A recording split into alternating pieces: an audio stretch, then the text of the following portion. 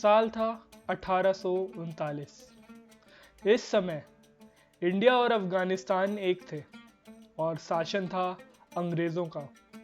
उन लुटेरों का भारतीयों से लूटना खाना जारी था जब उन्हें शक हुआ कि यूएसएसआर अफगानिस्तान के बोलन और खैबर पास से होकर ब्रिटिश इंडिया पे अटैक कर सकता है। इससे बचने का तरीका था दोस्ती। अफगानिस्तान के राजा दोस्त मोहम्मद खान से दोस्ती। अंग्रेज़ों को पता था कि ब्रिटिश इंडिया के सामने ये छोटा सा देश उनकी बात तुरंत मान जाएगा, तो इसके लिए अंग्रेज़ों ने अपने कुछ लोग अफगानिस्तान के राजा से बातचीत करने के लिए भेजे। हालांकि अफगानिस्तान के राजा दोस्त मोहम्मद खान मान तो गए कि हम यूएसएसआर को ब्रिटिश इंडिया में घुसने के लिए रास्ता नहीं देंगे, लेकिन उसके बदले उनकी एक शर्त थी कि हमें पेशावर को जीतने में मदद करें, जिस पर सिखों ने 1834 में कब्जा कर लिया था।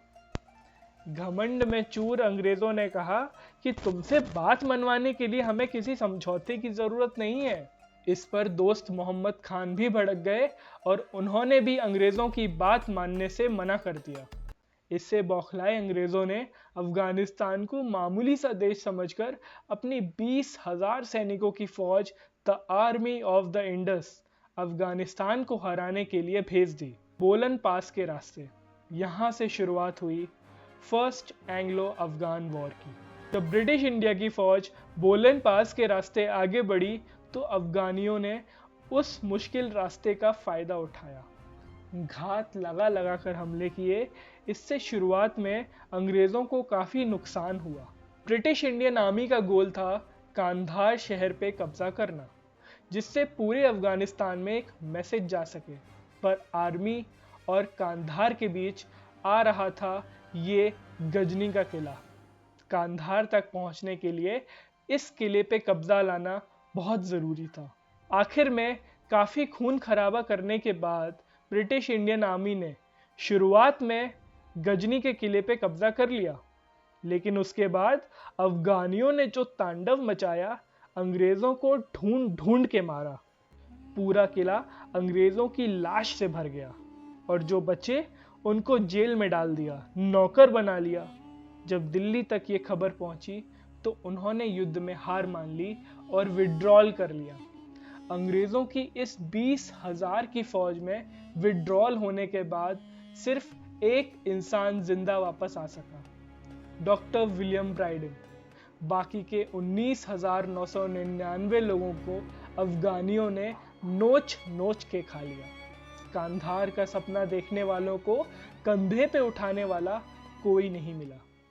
इसके बाद दोस्त मोहम्मद खान ने अपनी बादशाहत जारी रखी, लेकिन ये बाहरी ताकतें ब्रिटिश इंडिया और यूएसएसआर, इन दोनों के मनमुटाव के बीच अफगानिस्तान पिसता रहा।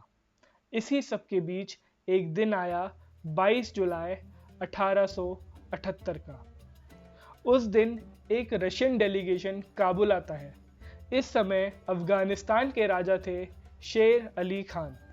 जब अंग्रेज़ों को रशिया और अफगानिस्तान की इस बातचीत पे शक हुआ कि ये लोग कोई प्लानिंग तो नहीं कर रहे हैं हमारे खिलाफ, तो ब्रिटिश इंडिया ने भी अपना एक मिशन 21 सितंबर 1878 को अफगानिस्तान के लिए रवाना किया। इस मिशन के अकॉर्डिंग ब्रिटिश इंडिया का एक अफसर काबुल में रहेगा कुछ यूरोपियन मेंबर्स के साथ। वहाँ की सारी जानकारी ब्रिटिश इंडिया को मिलती रहेगी। लेकिन अफगानियों ने अंग्रेज़ों की फिर से गजब बेइज्जती की। ब्रिटिश इंडिया के इस मिशन को खैबर पास में ही रोक लिया गया और वापस लौटा दिया गया। अंग्रेज़ों से ये बेइज्जती बर्दाश्त नहीं हुई और इस एक्शन का अफगानिस्तान के राजा शेर अली खान से जवाब मांगा और माफ़ी मांगने के लिए कहा। इसी टाइम कोइंसिडेंटली अफगानिस्तान के राजा शेर अली खान के बेटे की मौत हो जाती है और राजा उसमें बिजी होने के वजह से अंग्रेज़ों को समय से जवाब नहीं दे पाते। हालांकि 19 नवंबर 1878 को राजा ने अपना जवाब दिल्ली के लिए भेजा और वहीं दूसरी तरफ ब्रिटिश इंडिया ने 20 नवंबर तक जवाब ना मिलने की वजह से 21 नवंबर 1878 को अफगानिस्तान के खिलाफ जंग छेड़ दी और यहाँ से शुरू होता है second Anglo Afghan war. British India ने इस बार 40,000 सैनिकों की फौज भेजी। फौज ने बोलन पास के रास्ते अफगानिस्तान पे हमला कर दिया। ये हमला इतना भयंकर था कि अफगानी सैनिकों की रूह कांप गई। इस तरह की तबाही का मंजर देख शेर अली खान डर के वजह से महल छोड़ के भाग गया और कुछ दिन बाद उसकी हार्ट अटैक से मौत हो गई। बिना राजा के पूरा अफगानिस्तान घुटनों पर आ गया। अंग्रेजों ने शेर अली खान के ही बेटे मोहम्मद याकूब को अफगानिस्तान का राजा बनाया, लेकिन कुछ शर्तें मनवाने के बाद 6 मई 1879 को ट्रीटी ऑफ गंडमक साइन हुई, जिसके अकॉर्डिंग अफगानिस्तान की फॉरेन पॉलिसी पे ब्रिटिश एम्पायर का कंट्रोल रहेगा। एक अंग्रेज अफसर कुछ और मेंबर्स के साथ काबुल में रहेगा कामकाज देखने के लिए, और कुर्रम, पिशिन, सिबी और खैबर पास ब्रिटिश इंडिया के कंट्रोल में रहेगा। अफगानिस्तान के सारे ट्रेड रूट्स पे कंट्रोल अंग्रेजी हुकूमत का ही रहेगा और इसके बदले अफगानिस्तान को ब्रिटिश मिलिट्री का सपोर्ट मिलेगा और अफगानिस्तान के राजा को हर साल 6 लाख रुपए की सब्सिडी मिलेगी अंग्रेज़ों की तरफ से, जो आगे जाकर 18 लाख हो गई थी। और अंग्रेज़ अफगानिस्तान के अंदरूनी मामलों में कोई दखल नहीं देंगे।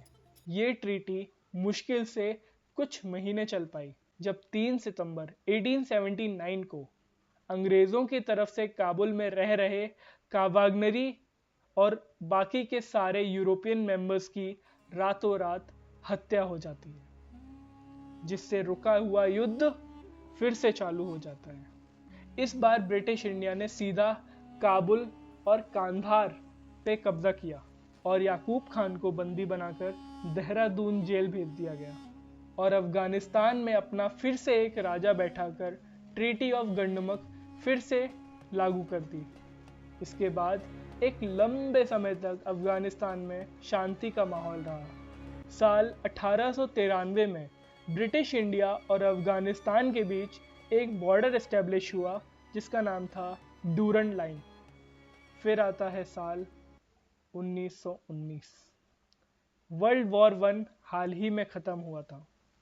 ब्रिटिश इंडियन आर्मी भी वॉर के चलते कमज़ोर पड़ गई थी और इन अंग्रेज़ भिखारियों ने वर्ल्ड वॉर 1 में इंडियंस को आर्मी में भर्ती करके विदेशों में ब्रिटेन के लिए लड़ने भेजा, आज़ादी देने के बहाने। बाद में ये चोर आज़ादी देने से भी मुकर गए।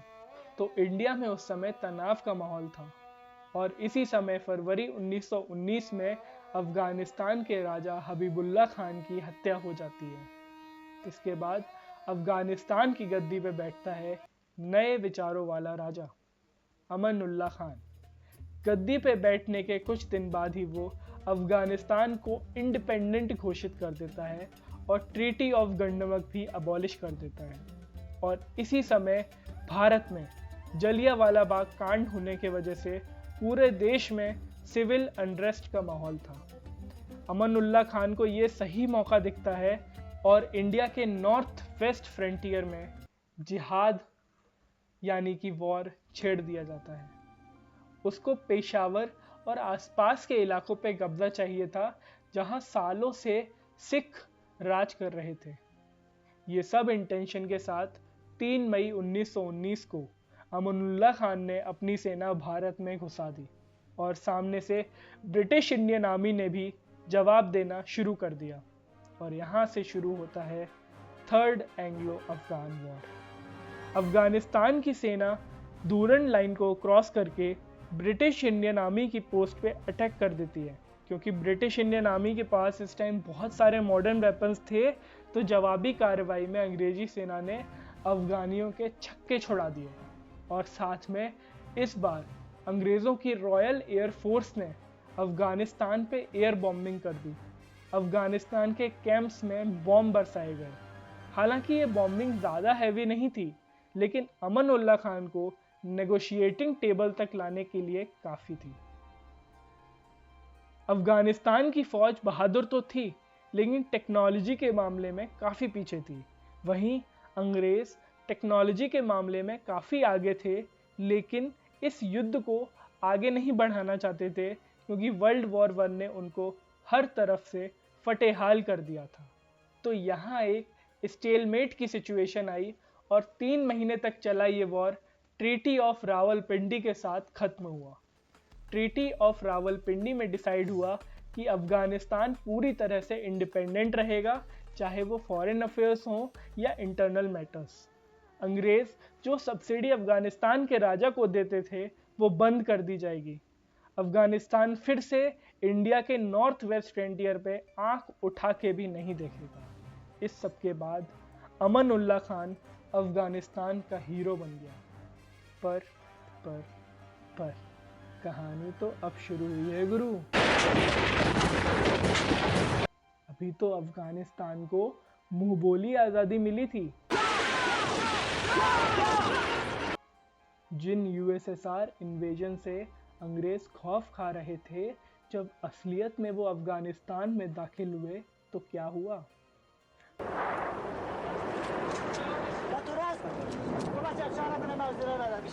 कौन है ये शख्स? कहां से आया तालिबान? और क्या है अफगानिस्तान और अमेरिका का रिलेशन? कुर्सी की पेटी बांध लीजिए, अफगानिस्तान का मौसम बिगड़ने वाला है। मिलते हैं अगले वीडियो में।